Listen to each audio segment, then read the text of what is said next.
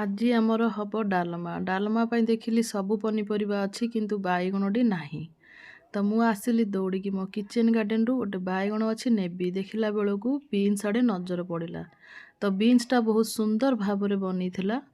ଏଇଟା ହେଲା long beans, ଇଏ ଆହୁରି ଟିକେ ହବ କିନ୍ତୁ ଏବେ ଯେତିକି ହେଇଛି ଆମେ କାମ ଚଳେଇ ଦେବା।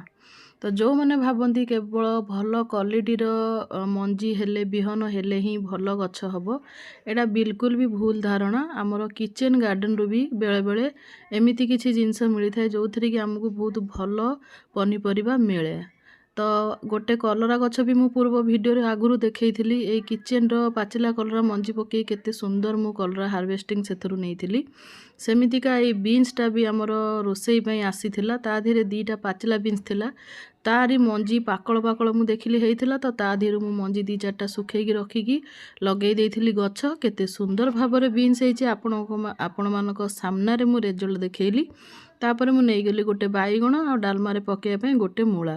କିଚେନ୍ ଗାର୍ଡ଼େନ୍ କରିଥିଲେ ଗୋଟିଏ ସୁବିଧା, ହାତ ପାଖରେ ସବୁ କିଛି ମିଳିଯାଏ ଜରୁରୀ ସମୟ।